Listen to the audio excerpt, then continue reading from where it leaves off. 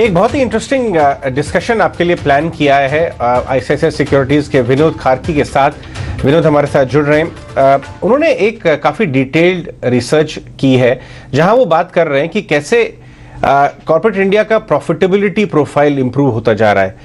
Corporate India का profits as a percentage of GDP जब बढ़ता है तो क्यों एक अच्छी बात होती है, किस तरह के कंट्रीब्यूटर्स वहां से आ रहे हैं, हम उनके ऊपर एक ही मिनट में जाएंगे। लेकिन इस समय डिम्पी के पास एक बार चलते हैं कि वो एक जिस्ट और एक टीज सा बताएं ये डिटेल रिपोर्ट में कौन सी बातों को इन्होंने हाईलाइट किया है, फिर हम उसके बारे में विनोद जी से बात करेंगे। डिम्पी,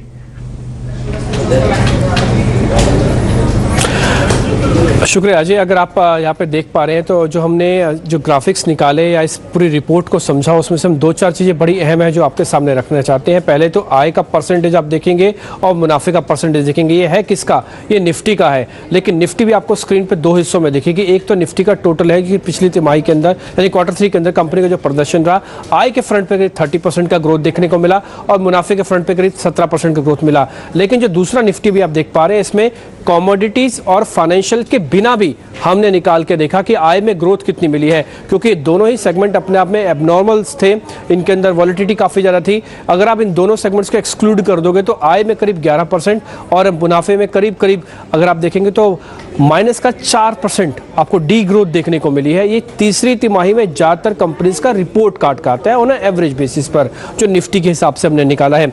आगे बढ़ते हैं। अब जरा आप एक और इंपॉर्टेंट आते हैं कि निफ्टी का लक्ष्य क्या होगा, यानी कि अगर मार्च में 2023 तक के मान के चलो तो निफ्टी का लक्ष्य क्या हो सकता है। इस रिपोर्ट में जो कैलकुलेशन दी गई है उस हिसाब से 19,800 का, और जो ईपीएस होगा जो कैगर बेसिस पे हम कंपाउंड एनुअल ग्रोथ कहते हैं वो FY22 से 24 तक का, यानी कि अगले दो फाइनेंशियल ईयर तक का 16 से 17% का ईपीएस ग्रोथ आपको दिख सकता है।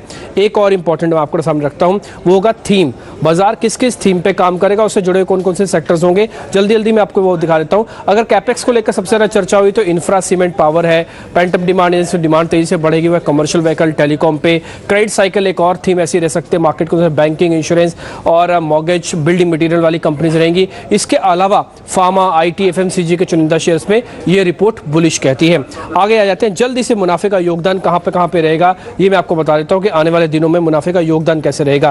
प्राइवेट सेक्टर के अंदर करीब 15% का योगदान, ऑटोस के अंदर 11%, एनबीएफसीज के अंदर करीब 11%, यानी कि जो शेयर्स चलेंगे उसमें से जो उनका कंट्रीब्यूशन रहेगा, सेगमेंट का कंट्रीब्यूशन रहेगा वो एनबीएफसीज की तरफ से 11 होगा, एनर्जी 11, आईटी 10 और सरकारी बैंकों का भी करीब 9% का योगदान रहने वाला। तो रिपोर्ट के अंदर जो इंपॉर्टेंट बात थी वो हमने आपके सामने रखी है। विनोद जी भी हमारे साथ जुड़ चुके हैं अजय, अब उनसे हम बात कर सकते हैं। अच्छा डिम्पी, इस बात के लिए, इसकी जिस्ट देने के लिए विनोद हमारे साथ हैं। विनोद, बहुत ही शानदार आपकी रिसर्च रिपोर्ट्स पढ़ने में बहुत मजा आता है, और हमारे कॉमन फ्रेंड्स जो फंड्स में हैं उनसे जब बात करते हैं वो आपको कोट करते हैं रिपोर्ट्स को तो और भी मजा आता है। Good morning Vinod. तो ये बताइए कि ये जो ट्रेंड बन रहा है, जो हायर पैट टू जीडीपी का ट्रेंड है विनोद, ये आपको कितना ड्यूरेबल नजर आ रहा है? तो धन्यवाद आपने जो तारीफ की रिपोर्ट की। सो वही एंडेवर रहता है कि कुछ इंसाइट दें इन्वेस्टर्स को जिनसे उनका थिंकिंग क्लियर हो और वो बेटर इन्वेस्टमेंट डिसीजंस लें, वही हमेशा एंडेवर रहता है। सो अभी देखिए ये आप एक उसमें जो रिपोर्ट में एक चार्ट है जिसमें हमने ऑलमोस्ट 2 डेकेड्स का जो ट्रेंड है ऑफ प्रॉफिट टू जीडीपी वो हमने प्लॉट किया है। तो उसमें आपको क्लियरली दिखेगा कि ये जो ट्रेंड है 2008-9 के आसपास, जो अप ट्रेंड जो 2002-3 से शुरू हुआ था वो पीक आउट हुआ था अराउंड 2008 के आसपास, जब प्रॉफिट टू जीडीपी ऑलमोस्ट 6.5-7% के आसपास चले गई थी। वहां से कंटिन्यूअस डिक्लाइन है और 2020 में हमने बॉटम बनाया जब 1.6% प्रॉफिट टू जीडीपी हिट किया। अब डिस्पाइट पैंडेमिक विच वाज एक बहुत ही बड़ा डिमांड और सप्लाई शॉक था global economy, Indian economy, everywhere, उसके बावजूद आप देखेंगे कि जो प्रॉफिट टू जीडीपी है वो ऑलमोस्ट डबल हो गई है। फ्रॉम 1.6% से भी हम करीब 4.3%, अगर मैं ट्रेलिंग 12 मंथ इंक्लूडिंग Q3 को जोड़ूं तो काफी स्ट्रांग उछा। तो इसका मतलब ये हुआ, इसको हम ऐसे रीड करते हैं कि इसमें कोई भी एंगल नहीं है ऑफ ऑपरेटिंग और financial leverage, because operating leverage तब आता है जब इकोनॉमी फुल फोर्स से चल रही होती है। अभी भी स्लैक है इकोनॉमी में, हमको पता है, जस्ट रिकवर कर रही है। और फाइनेंशियल लेवरेज भी कम है बिकॉज क्रेडिट ग्रोथ अभी तक पिकअप नहीं हुआ है। तो डिस्पाइट ये जो ऑपरेटिंग लेवरेज, फाइनेंशियल लेवरेज के बावजूद ये जो साइकिल टर्न हुई है, आई थिंक जैसे जैसे इकोनॉमी ओपन होगी तो पहला इम्पैक्ट होगा ऑपरेटिंग लेवरेज पे, जहां कंपनीज को ऑपरेटिंग लेवरेज का बेनिफिट आना शुरू होगा। और हमको शुरू शुरू में अभी दिख रहा है कि क्रेडिट भी पिक कर रहा है। सो जैसे जैसे क्रेडिट साइकिल पिक करता है, प्रॉफिट और पिकअप होता है, जो फाइनेंशियल लेवरेज का इफेक्ट जिसको कहते हैं। तो अगर हम जो 24 के भी जो एस्टिमेट्स हैं ऑफ ऑलमोस्ट 590 कंपनीज का हमने देखा और उसको एक्सट्रापोलेट किया पूरे इंडिया इंक के लिए, तो ये ट्रेंड जो है जो 4.3% चल रहा है वो करीब 4.7% के आसपास FY24 तक चला जाएगा। और उसके बाद अगर जो ऑपरेटिंग लेवरेज, जो फाइनेंशियल लेवरेज की मैं बात कर रहा हूं, अगर वो कंटिन्यू होती है तो ये जो प्रीवियस पीक है ऑफ अराउंड 5-6-7% उस रेंज में जा सकता है, but it will take much longer time, medium term 4-5 साल के रेंज में ये अप ट्रेंड हो सकती है। राइट। विनोद, ये जो आपकी रिपोर्ट है उसी के साथ अगर हम इस समय जो इकोनॉमिक सिचुएशन है उसे जोड़कर देखें, क्योंकि एक तबका ऐसा है इकोनॉमी का जो ऑलरेडी प्री पैंडेमिक लेवल्स पर है, लेकिन दूसरा एक तबका ऐसा भी है जो पूरी तरह से उन लेवल्स पर पहुंचा नहीं है और वहाँ पे अभी भी एक रैपिड जो रिकवरी की स्थिति है वो बनी हुई है या आगे चल के भी प्ले आउट हो सकती है। तो इस लिहाज से आपको कहाँ पर सबसे ज़्यादा गुंजाइश लग रही है एक अपवर्ड रिवीजन की? भले ही सेक्टोरली हो वो व्यू आपका, लेकिन वो कहाँ पर दिख रही है आपको? तो आप अगर इकोनॉमी को डिवाइड करें, अभी जिस तरह की जो रिकवरी हो रही है, जो भी हमारे जीडीपी नंबर्स ऊपर आ रहे हैं, उसको अगर आप ब्रेक करें, हमने ब्रेक करके देखा तो क्लियरली क्या दिख रहा है कि जो प्री पैंडेमिक लेवल से ऊपर जो तेजी से ऊपर आ रहा है वो है इन्वेस्टमेंट रेट, जिसको ग्रॉस फिक्स कैपिटल फॉर्मेशन कहते हैं। और बजट में आपने देखा कि और उस पर फोकस आ गया है। और एक बहुत इंपॉर्टेंट बात जो होती है ग्रॉस फिक्स कैपिटल फॉर्मेशन की, आउटसाइड गवर्नमेंट का जो फोकस होता है उसके अलावा, वो होता है जो 40% जो इन्वेस्टमेंट रेट है वो is contributed bye housing sector. तो हाउसिंग सेक्टर हमको दिख रहा है कि वो इंप्रूवमेंट हो रहा है उसमें, सो वो भी कंट्रीब्यूट करेगा टू द इन्वेस्टमेंट रेट। तो इन्वेस्टमेंट रेट वो पिकअप हो रहा है। दूसरा हमने देखा कि despite the second wave, third wave, exports have been very strong. तो इट इज, ये इसका साइन है कि ये ग्लोबली जो डिमांड रिकवरी काफी तेजी से हो रही है वेस्टर्न वर्ल्ड में, जिसकी वजह से इन्फ्लेशन भी बढ़ रहा है वहां पर। बट उसका साइड इफेक्ट ये है कि हमारे एक्सपोर्ट्स पिकअप हो रही है और China +1 से और वो एक्सेंचुएट हो रहा है। तो एक्सपोर्ट्स, इन्वेस्टमेंट रेट से रिलेटेड कंपनीज, क्रेडिट साइकिल, क्योंकि इन्वेस्टमेंट बढ़ेगा तो क्रेडिट बढ़ेगा, तो क्रेडिट साइकिल जो है, क्रेडिट साइकिल से रिलेटेड स्टॉक्स, और last but not the least pent up demand वाला, बिकॉज बहुत सारे सेक्टर्स हैं जो कॉन्टैक्ट इंटेंसिव सेक्टर्स हैं, लेजर, एंटरटेनमेंट, ट्रैवल, ये इस तरह के जो सेक्टर्स हैं जिनको बहुत इम्पैक्ट हुआ था, ऑटो एक्सिलरी, ये आगे को नॉर्मलाइज जैसे जैसे होंगे, लो बेस पे होंगे, तो इनमें काफी अपवर्ड रिवीजन होने के चांसेस हैं। तो इस तरह से हम देखते हैं इन सेक्टर्स को broadly, investment rate related, credit growth related, exports related, और जो पेंट अप डिमांड आएगी वहां पर हमको लगता है कि इस तरह के अपवर्ड रिवीजन चलते रहेंगे। All right, morning, Mr. Karki, Priyanka here. Pleasure to have you on the show. एक आपसे व्यू, आपका कमोडिटी साइकिल्स पर भी आपका व्यू जानना चाहेंगे कि वहां आप किस तरह का सिनेरियो इस साल के लिए पैन आउट होता हुआ देखेंगे। हमने देखा कि एल्यूमिनियम के prices are on a big surge, लेकिन मेटल्स इस साल कैसे रिएक्ट कर सकते हैं? देखिए, मेटल्स में ब्रॉडली अगर आप देखें जो ओवरऑल कमोडिटीज का ऐसा है कि अगर आपके एजम्पशन आप चेक करें तो IMF के भी देख लीजिए, किसी के देखो, इस साल जो है ग्लोबल जीडीपी पिकअप होगी पैंडेमिक से हम बाहर जब निकलेंगे, राइट? तो इसका सीधा सीधा कोरिलेशन होता है with commodity consumption, because growth जब आती है इकोनॉमी में तो commodity consumption as such pickup होता है। तो डिमांड साइड से मुझे कोई इश्यू नहीं लगता है। Pricing can be a different, उसमें एंगल हो सकता है बिकॉज प्राइसेस काफी बढ़ गए हैं, और जो आई थिंक फोरकास्ट भी अगर आप करें ऑयल का या किसी का, तो बहुत ज्यादा यहां से स्पाइक होना थोड़ा डिफिकल्ट लगता है मुझे। बट अगर डिमांड पिकअप होती है तो इनके मतलब जो सेल्स वॉल्यूम ठीक ठाक रहेंगे, और प्राइसेस अगर यहाँ पर रहते भी हैं, मतलब ज्यादा बढ़ते नहीं है और ज्यादा घटते नहीं है, तो प्रॉफिटेबिलिटी इनकी अच्छी रहेगी। विनोद, देखिए, एक होता है कि नंबर्स आना और दूसरा होना कि मार्केट कैसा बिहेव करेगा उस नंबर्स पे। शायद कमोडिटीज में और फाइनेंशियल्स में काफी हद तक या कुछ हद तक strong earning growth baked in भी होना शुरू हो गई है। आप ऐसे कुछ सेक्टर्स के बारे में बात कर सकते हैं जहां पे अर्निंग्स लास्ट 3 साल बहुत ही खराब थी, वॉल्यूम ग्रोथ खराब थी, से ऑटोज फॉर एग्जांपल। यहां से वॉल्यूम्स अगर इंप्रूव होते हैं और साथ में कमोडिटी प्राइसेस पीक आउट होके ऑफ हाइज हो जाते हैं, तो वहां उनके नंबर्स में क्या डेल्टा आ सकता है, क्या वो प्राइस में है? उस तरह के अगर आप कुछ एग्जांपल दे सकें अपनी अर्निंग्स वर्सेस जो वैल्यूएशंस ट्रेड हो रहे हैं उस स्टडी से। हाँ, तो इसमें जैसे प्राइम सस्पेक्ट आप पकड़िए, जिसमें ऑटो और इन्वेस्टमेंट ट्रेड दोनों का कॉम्बिनेशन है, वो कमर्शियल व्हीकल है। तो यहाँ पर जो इन्वेस्टमेंट रेट हम बोल रहे हैं बढ़ रही है और बढ़ सकती है, तो और कमर्शियल व्हीकल साइकिल भी पिकअप कर रहा है, तो आई थिंक एक ये सेक्टर हो सकता है।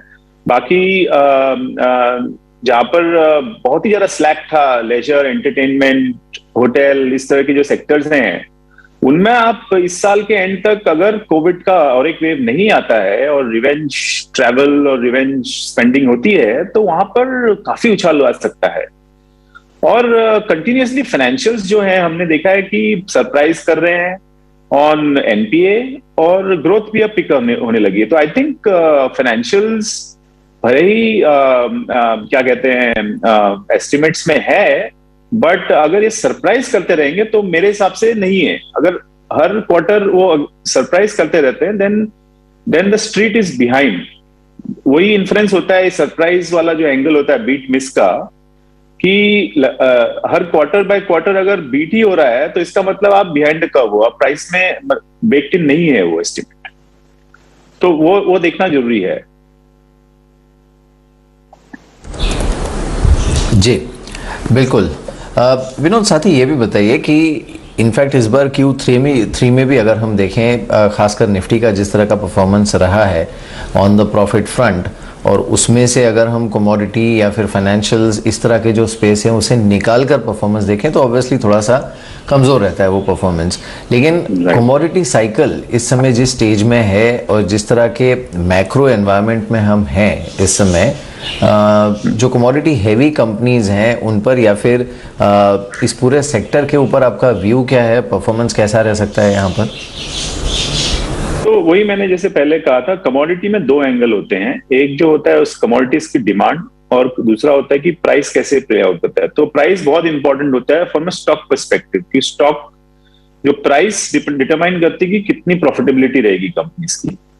तो ऐसा हो सकता है कि डिमांड रोबस्ट हो, बट प्राइसेस क्योंकि वो काफी स्पेकुलेशन था और नीचे आ जाए, तो उसमें कंपनीज को प्रॉफिट एक्चुअली घट जाते हैं। तो अभी भी आप देखिए मेटल कंपनीज का अगर मैं फोरकास्ट देखूं 22-24, वही है जो आप चार्ट में भी देखेंगे कि जो ओवरऑल प्रॉफिट को ड्रैग कर रहे हैं 22 to 24 के बीच में, because as of now assumption ये है कि प्राइसेस जो है मेटल प्राइसेस वो पीक आउट हो जाएंगे आगे को, बल्कि जबकि ये नहीं है कि डिमांड पे कोई क्वेश्चन मार्क है, तो वो एक 2 डायनामिक्स होते प्ले आउट करते हैं इसमें, कि डिमांड और प्राइसेस। डिमांड पे हमको ज्यादा डाउट नहीं है, डिमांड आई थिंक रोबस्ट रहेगी, बट हो सकता है कि प्राइसेस ज्यादा ना बढ़े। It is anybody's call, it is not easy to, ये इजी नहीं होता है कि कमोडिटी की प्राइस पे आप कॉल ले लें, but on the demand side हमको ये ज्यादा डाउट नहीं है कि डोमेस्टिक डिमांड पिकअप करेगी और ग्लोबल डिमांड भी पिकअप करेगी, बिकॉज ग्लोबल जीडीपी ये जो पैंडेमिक से बाहर निकल रहा है। ओके, ग्लोबल जीडीपी पेंडेमिक से बाहर निकल रहा है, तो ऐसे में क्या एक्सपेक्ट करना चाहिए विनोद? Q4 किस तरह से रह सकता है, क्योंकि अभी Q3 को तो हमने एक्सटेंसिवली आपकी रिपोर्ट के बेसिस पे डिस्कस किया। Q4 में किस तरह की एक्सपेक्टेशन कॉर्पोरेट अर्निंग से होनी चाहिए? मुझे लगता है कि मोर ऑफ द सेम टाइप रहेगा ये, बिकॉज इसमें क्या हुआ है, आप देखें जो अभी अर्ली एस्टिमेट्स जो बनाए होंगे ना, उस वक्त लोगों ने ओमिक्रॉन पे काफी कॉशियस व्यू लिया होगा अगेन, बट आप जिस तरह से देख रहे हैं कि ओमिक्रॉन का एक्चुअली इफेक्ट कम हो रहा है एंड फास्ट रिकवरी है, तो मोर चांसेस कि इस बार भी वापस बीट्स आना शुरू हो जाए, बिकॉज जैसे ओमिक्रॉन राइज किया था ग्लोबली और यहाँ पर, और जब एस्टिमेट्स बनाए होंगे एनालिस्ट लोगों ने, तो उन्होंने थोड़ा सा कॉशन लगाया होगा इसमें कि ओमिक्रॉन अगर बढ़ गया जैसे जैसे डेल्टा हुआ था, तो अर्निंग्स उतनी अच्छी नहीं हो सकती है, तो थोड़ा कॉशन होगा नंबर्स में। बट जो ऑन ग्राउंड आई थिंक ऐसा लग रहा है कि कुछ ज्यादा इम्पैक्ट नहीं है इसका, और रिकवरी भी फास्ट लग रही है। तो जनवरी में तो हमने देखा कि जीएसटी कलेक्शंस, एक्सपोर्ट्स, जो Q4 का जो पहला नंबर आया उसमें जीएसटी, ऑल्दो वो दिसंबर का है, हमको अभी देखना पड़ेगा फरवरी में जनवरी का क्या नंबर आता है। बट पीएमआई अगर मैं देखूं तो मंथ ऑन मंथ जो एक्सपेंशन की रेट है वो थोड़ी कम हुई है, बट नेवरदलेस एक्सपेंशन में था वो, और एक्सपोर्ट्स रोबस्ट चल रहे हैं। तो I think more of the same type लग रहा है मुझे, with some more, I mean beats marginally higher than misses वाला सिनेरियो दिख रहा है, बिकॉज क्लियरली इन्वेस्टमेंट कम्युनिटी ने और एनालिस्ट कम्युनिटी ने ओमिक्रॉन के चलते थोड़ा कॉशन तो डाला होगा नंबर्स में, और मुझे लगता है कि एक्चुअल जो ऑन द ग्राउंड सिचुएशन ऐसी है कि उतना इम्पैक्ट नहीं है जैसे पिछले साइकिल्स में था। So I think this earning cycle situation अभी चलती कंटिन्यू तो होगी Q4, मुझे नहीं लगता इसमें कोई क्रैक आने वाला है। विनोद, जाने से पहले अगर हमें आप इंडिकेट करें कुछ स्पेसिफिक टॉप नेम्स जहां पे आपको अर्निंग्स बहुत अच्छी होती हुई नजर आती है नेक्स्ट 12 to 24 मंथ्स में, अपने रिसर्च के हिसाब से जो आपने मेंशन किए हो। हाँ, सो हम जैसे वो सेम मतलब थीम वही है। तो जैसे हमारे इंफ्रास्ट्रक्चर में आप देखिए सबसे बड़ी कंपनी L&T है, और उसके साथ पावर सेक्टर है, उसमें NTPC है। ये एक बात खास जो मुझे दिख रही है, बहुत आयरॉनिकल लगती है कि जहां पर हमको डिमांड मतलब ये जो इन्वेस्टमेंट साइकिल पिकअप होते हुए दिख रहा है, वहां पर वैल्यूएशंस भी रीजनेबल है, और जो क्रेडिट साइकिल पिकअप हो रही है वहां पर भी वैल्यूएशंस रीजनेबल है। इनफैक्ट जो कंजम्पशन जहां पर वीकनेस है वहां पर वैल्यूएशंस बहुत हाई है लॉन्ग टर्म। तो मुझे लगता है कि जो इंडस्ट्रियल, जैसे मैंने नाम लिया, और जैसे जो इनको फाइनेंस करती हैं, स्टेट बैंक हो गया आपका, एक्सिस हो गया, देन मॉर्गेज लेंडर, हाउसिंग पे जैसे मैंने बताया पॉजिटिव व्यू बन रहा है, तो HDFC as a mortgage lender, और सो इस तरह की कंपनीज हैं। और पेंटअप डिमांड में आप या सीवी में देख रहे हो, उसमें रिलेटेड जैसे अशोक लेलैंड है, so some of these stocks are